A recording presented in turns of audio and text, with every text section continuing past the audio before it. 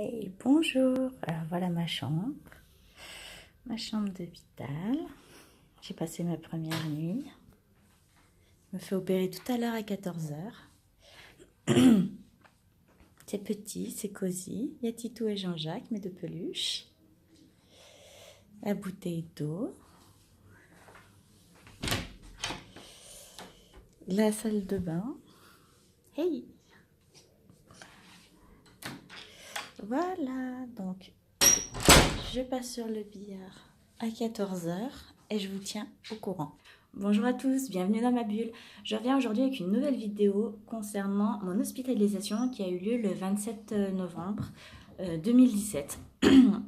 Et je voulais vous expliquer un petit peu comment ça s'était passé et comment ça va aujourd'hui. Je ferai une deuxième vidéo concernant ma convalescence pour vous expliquer tout ce qui a suivi l'opération depuis le moment où je suis rentrée chez moi jusqu'à aujourd'hui. Alors, c'est parti, on y va. Alors, donc déjà, j'ai été opérée pour une endométriose profonde digestive par deux professeurs, un professeur en gynéco et un professeur en viscéral. Parce que j'avais en plus de mes trompes qui étaient complètement bouchées et abîmées et inutilisables, j'avais en plus le côlon sigmoïde qui était touché, l'appendice et un morceau du côlon, je ne sais pas comment ça s'appelle, mais le morceau qui est relié à l'appendice. Donc ces parties-là ont dû être retirées par le chirurgien viscéral et le chirurgien gynéco s'est occupé de mes trompes. Donc je suis arrivée comme convenu le 27 novembre à l'hôpital. On m'a installée dans ma chambre, c'était très confortable, le personnel hospitalier était génialissime, super à l'écoute, au top, franchement je tiens encore à les remercier. Ils sont super bien occupés de moi. J'ai pris ma douche à la bétadine le matin de l'opération. L'opération en elle-même s'est très bien passée. Je suis restée 4 heures au bloc. Le professeur m'a annoncé après coup que c'était un peu plus complexe que prévu, sachant que c'était tellement le chaos qu'il avait du mal à distinguer le début de la fin de mes trompes, tellement que c'était tout... Pardon. Tellement que tout était entremêlé et pris d'adhérence. Donc c'est pour ça que le seul côté négatif qui est ressorti de cette chirurgie, c'est le fait qu'en fait, on n'est pas certain d'avoir retiré les trompes en entier. L'opération du côlon s'est bien passée et de l'appendice également. Par la suite, donc le matin de l'opération, la journée j'étais dans le gaz, ça c'est normal, j'étais en surveillance, normal et tout ça. La convalescence s'est très bien passée jusqu'au jour où j'ai dû sortir de l'hôpital. Donc à J+5. À J+5, je devais sortir de l'hôpital et le matin de ma sortie, au moment de déjeuner et de préparer ma chambre et mes affaires, j'ai eu une envie pressante d'aller aux toilettes et quand je suis allée aux toilettes, il en est avéré que j'ai fait une énorme hémorragie, une rectoralgie pour être plus précis. J'ai eu la peur de ma vie, j'ai mis la peur de leur vie, je pense au personnel hospitalier aussi, j'ai la tension qui est tombée à 6. J'ai été descendue en urgence au scanner pour voir si les sutures n'avaient pas pété au niveau justement du côlon. On m'a fait le scanner en urgence, on m'a perfusé en urgence pour éviter que la tension tombe plus bas, ce qui aurait été critique pour moi. J'étais déjà dans un état plus que critique. Et il s'est avéré que pendant 1h30, j'ai saigné, le temps qu'on fasse l'échographie. Je suis restée à peu près 2 heures en salle de réveil d'urgence. Et suite à ça, nausées. Mais bon, le scanner s'est montré super rassurant. C'est-à-dire que les sutures étaient intactes, elles étaient parfaites.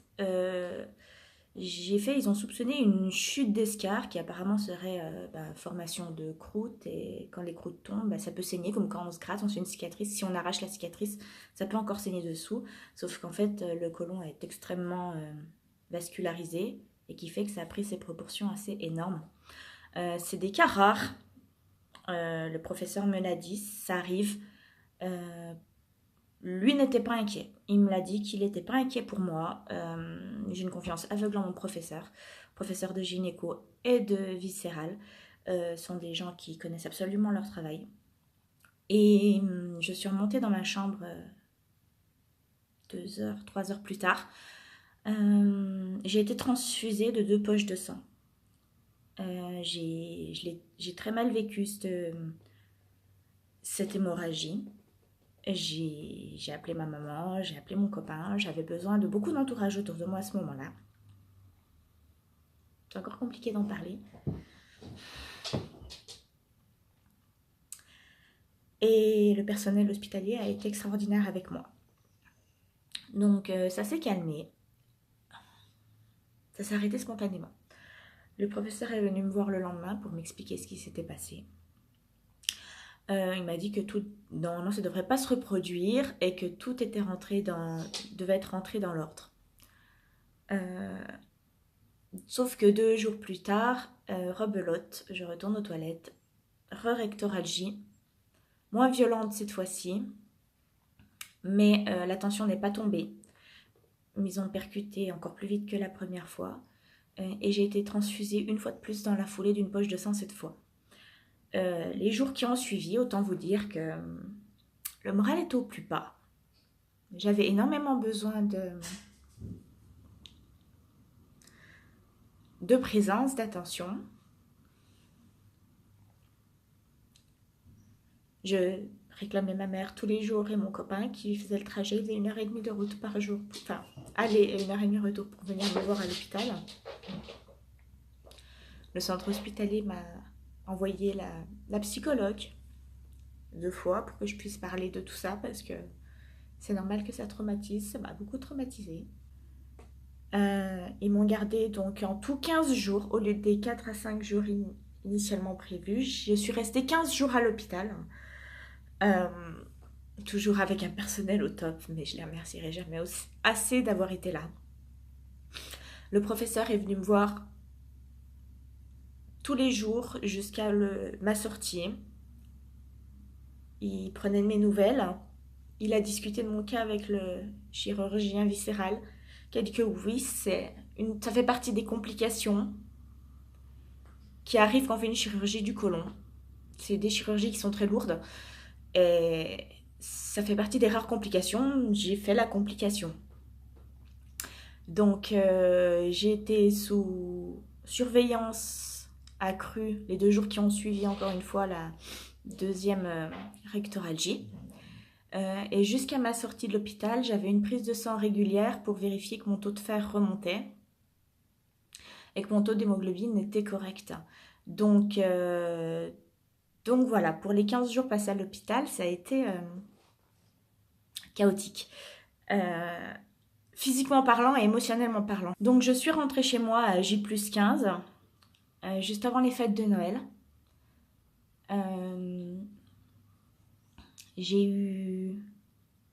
Le trajet retour a été douloureux. J'ai été très très douloureuse pendant une semaine encore qui a suivi l'opération. J'ai été extrêmement soutenue par, on va dire, un groupe de personnes auxquelles j'aurais jamais pensé à la base quand j'ai créé cette chaîne. Je pensais pas que j'aurais un soutien pareil de toutes les endo girls, les endo sisters, toutes les filles qui sont jointes à moi pendant que je donnais de mes nouvelles sur Twitter. Elles ont été au top sur Twitter. J'avais des messages régulièrement. Tous les jours, j'avais des messages. Comment ça va? Comment tu te sens? J'avais des messages privés. D'ailleurs, si tu passes par cette vidéo, je te fais plein de bisous. Tu te reconnaîtras. J'ai été extrêmement bien soutenue par ce noyau de filles qui est dans la même galère que moi. Et ça m'a fait plaisir parce qu'en plus de ma famille qui prenait de mes nouvelles régulièrement, qui m'appelait tous les jours, en plus de ma maman et de mon chéri qui venaient me voir, parce qu'il ne faut pas oublier que j'étais quand même à plus d'1h30 de mon lieu d'habitation, donc c'était pas facile pour les gens qui sont venus me voir. Pour toutes les personnes qui sont venues me voir, c'était pas facile. J'ai eu une surprise aussi, des amis qui sont venus me voir. C'était top. J'ai eu un soutien sans faille. J'ai eu un soutien sans faille et de la part de ces personnes-là. Et je tiens à les en remercier encore infiniment. Ça fait du bien. Donc, parce que les jours qui ont suivi les 2 rectorats J étaient vraiment chaotiques. Parce que j'avais peur. J'avais peur que ça reprenne à n'importe quel moment. Et j'avais peur d'y rester. Clairement, j'avais peur d'y rester. J'avais pas envie qu'à cause d'une endométriose, je puisse y rester. Donc,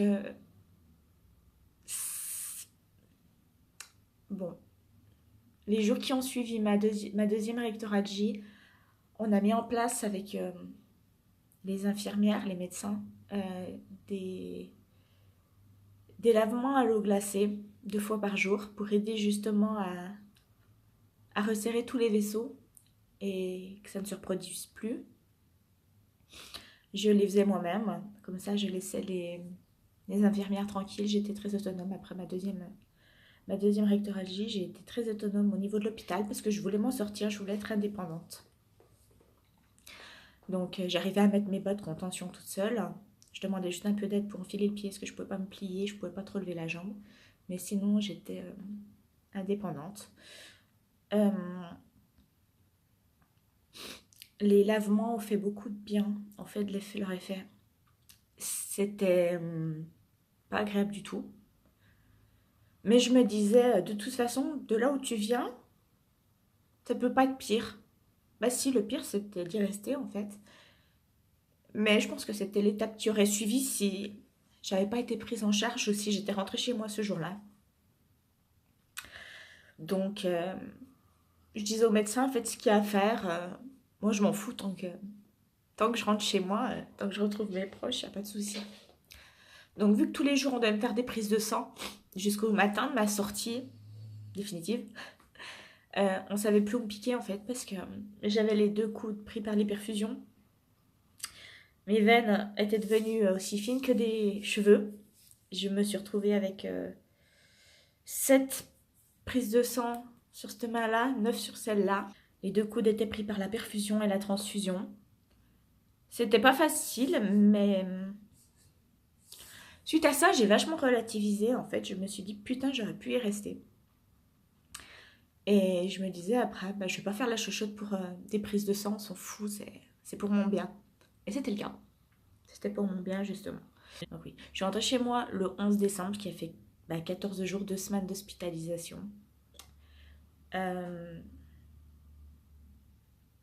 J'avais les soins à faire à la maison, j'avais juste des antidouleurs, j'avais un antidouleur assez fort à prendre et du paracétamol pour la douleur. J'ai pu me passer de l'antidouleur au bout d'1 semaine. Je prenais juste le paracétamol et je me faisais des poches d'eau glacée aussi que je me mettais sur ma plus grosse cicatrice, celle où j'ai eu les 5 couches de suture.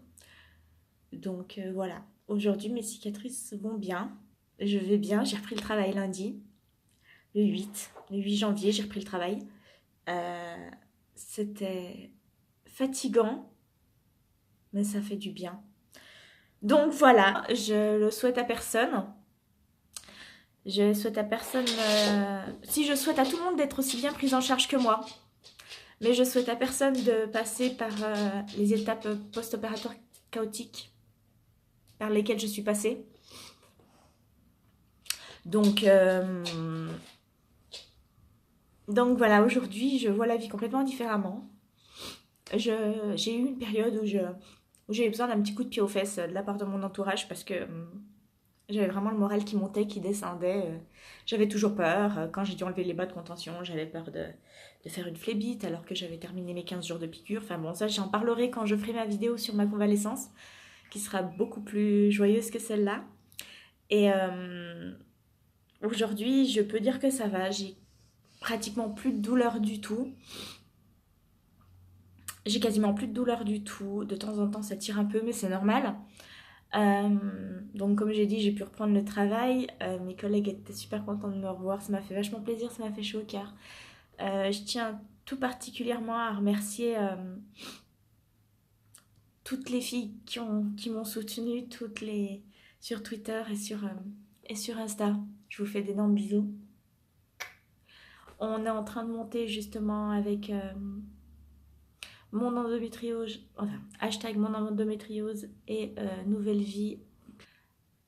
J'ai envie et on a tout envie qu'on trouve un jour un remède à cette merde qui nous bouffe. Et, et je vous souhaite à tous et à toutes de vous en sortir. Je me le souhaite aussi au passage. J'attends de voir comment ça va évoluer, si les douleurs vont réapparaître ou pas. En tout cas, je vous remercie infiniment de m'avoir soutenu. Si vous êtes nouveau, que vous passez par ici, bienvenue. N'hésitez pas à vous abonner, à lâcher un like si ça vous convient, si mon contenu vous plaît.